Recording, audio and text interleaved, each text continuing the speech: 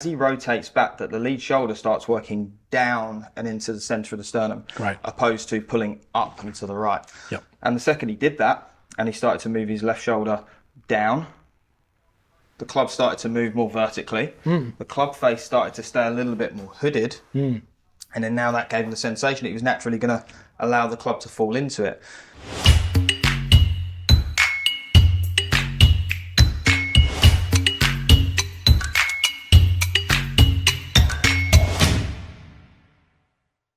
Hi everyone and welcome back to my YouTube channel. In today's video, I was lucky enough to have Kerrod Gray fly over from Australia and shoot some content with me here in the UK. And in today's video, we was discussing how you can maintain better inclination in the backswing to improve your ball striking and face control. So let's get into it. So one of the more common flaws that we see in the golf swing is a loss of posture or standing up in the backswing. But this specific example here was quite interesting because this gentleman, through his own self-diagnosis, looked at where his handle was at the end of his swing and said, I need more depth, right? Now, depth, right, in its most simplistic fashion, is how deep the handle gets behind you relative to the golf ball. So let's say the line drawn vertically down from this gentleman over here on the right-hand side golf grip, you can see that kind of falls just outside the ankle on his back foot there. Now, our friend over here on the left, as we do the same sort of line, we can see that it falls well behind him. Now, originally, he was maybe up here somewhere. Right? So he's gone, I need to get this golf club deeper. Let's get it all the way behind him. But what he's done, he's actually stood up to get in that position, right? Absolutely. So I want you to kind of talk me through this right here and some adjustments that you made and some conversations that you had with this guy. Yeah, sure. So this gentleman felt like he needed to swing the club more rounded, add more depth, as you mentioned there, bring the hands more behind him in an effort to try and draw the golf ball. Unfortunately, he actually saw the ball go way more to the right than he ever believed. Because in an effort to move the club more around him, a few things started to happen. He started to roll his arms to the right because he thought he was going to get the club head behind him sooner, which would help him return it in that manner. So just do that once more. So rolling the arms as you go slowly, we can see that this lead arm generally tends to pick up. We can see the back of this left hand tends to face more up towards the sky. The club face tends to pancake open into this position. Now that might be okay for certain lob or flop shots or bunker shots around the green, but certainly not when you're trying to create compression, right? Absolutely. It really messes up with the sequence, and trying to control this club face throughout the motion then is very difficult. So then from there, what was he doing? From there, he continued on exactly the same motion. So we saw the arms get even flatter, more across his chest. We saw the left shoulder start to pick up and pull away from the golf ball. Oh yeah, look at the angle of your shoulders there, right? And if you close your eyes, tell me where the pressure in your feet is. It's definitely way on my right foot and way into my right heel. Yeah, absolutely. And so within reason, what we see with the professional golfer and anyone who's very proficient at striking the golf ball would be that they would keep somewhat of a centered head, right? It's not staying dead still. It can swivel, it can rotate a little bit, it can shift a little bit back and forth, but it's certainly not moving mountains by lifting up. Absolutely. Right? Now, as soon as we do that and we're out of posture, now we have to make a plethora sort of compensations down to the ball to try and match it up, right? And what was this guy doing? Absolutely. So he would get to the top in this flat position, and occasionally, because he was too far away from it, he'd occasionally stay back on that right side, keep everything really high, and his low point would be way behind the ball. And sometimes when it come in to approach the ball, he'd almost top it because the club was rising as it found impact. The second thing he started to do, once he found out that wasn't the thing, he started to continue, same stuff, and then even though he thought it was coming from the inside, he actually started to peel that left shoulder back down to the ground, which then made him come over the top and then actually pull the ball miles left as well. Yeah, so this gentleman is really struggling with low point control, which in its most simplistic form is, for the amateur golfer, kind of first point of contact with the ground within reason. Okay, essentially the golf club descends, has a bottom and then rises again. But what we see with the pro is that low point would be about 4 inches in front.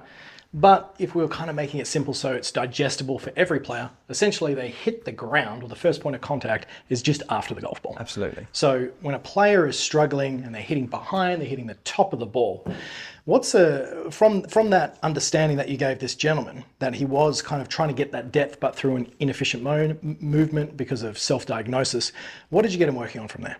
Perfect. So the first thing I explained is actually we need to put him in a position that makes him more naturally hit down on the ball rather than trying to force it in the end. Love that. So one of the things we really spoke about is how the lead shoulder works. That was just a point that I isolated, and I personally like to see into the takeaway as he rotates back that the lead shoulder starts working down and into the centre of the sternum, Right. opposed to pulling up and to the right. Yep. And the second he did that, and he started to move his left shoulder down, the club started to move more vertically. The club face started to stay a little bit more hooded. And then now that gave him the sensation that he was naturally going to allow the club to fall into it.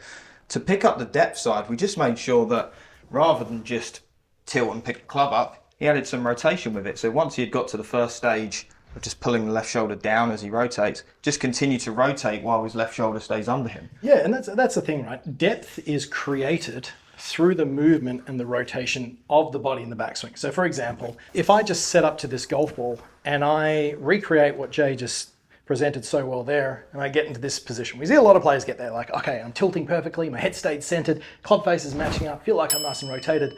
But then we see far too many players then do this. Absolutely. Right?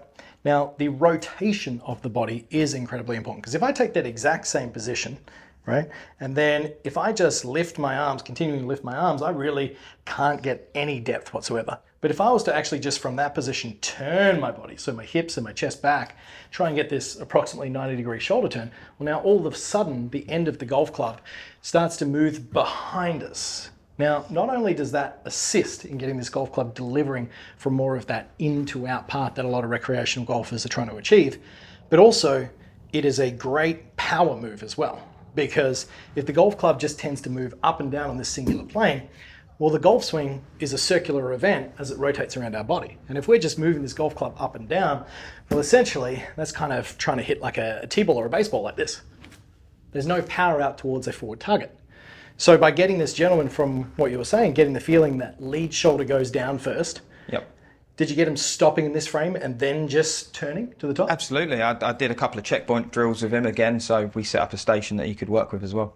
So we've got a big rod here, right? What I want you to do is set this up for me, and I'm going to address the ball and kind of give me some awareness of what you did with this guy. Now, what I'd like you to do now is make a backswing, okay? And I want your lead shoulder to move down and below you, but it mustn't pass the stick. Okay, so this gentleman, first of all, was going more like this, right? 100%, yeah. Okay. Which And you can see how that affected the arms there as well. Straight away.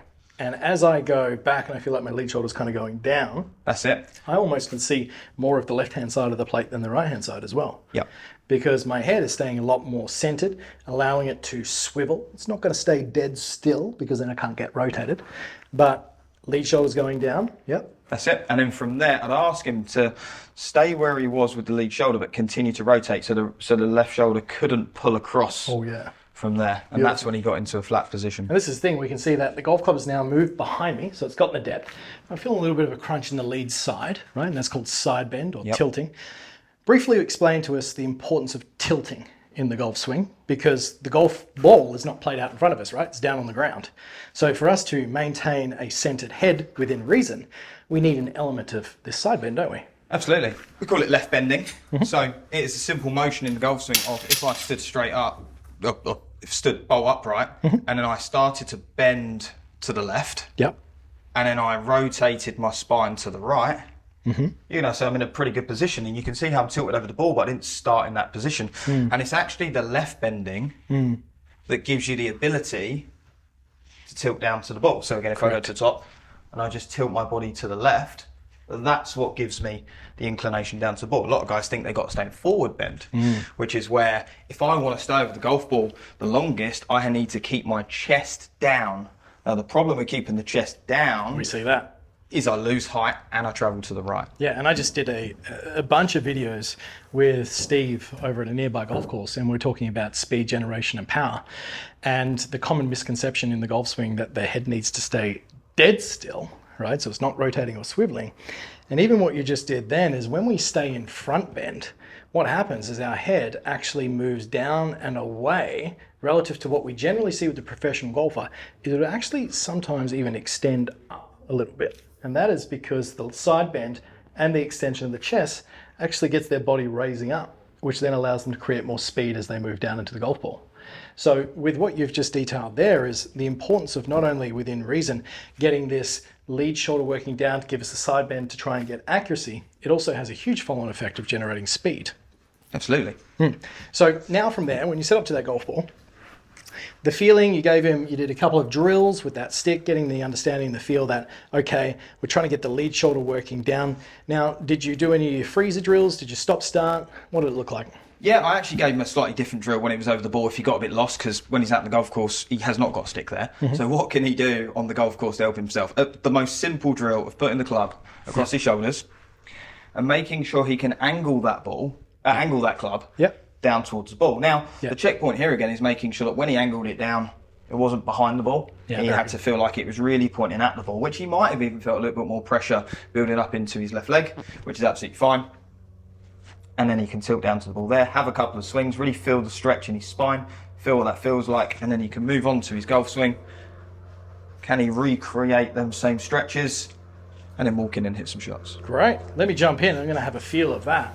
So for myself, even as a player when I was younger, I tended to be in the old keep the trail knee, flex, shift off it, hang back, throw the wrists sort of motion. So for me, this is definitely a feeling that I've developed over a few years of this left side bend early on, feeling like I'm very much in a more tilted fashion, but you can see I'm getting depth there still. A lot of players would look at that and they go, oh, it's reverse pivoting, it feels different. I think I should be all the way loading up 100% of my weight on my back foot.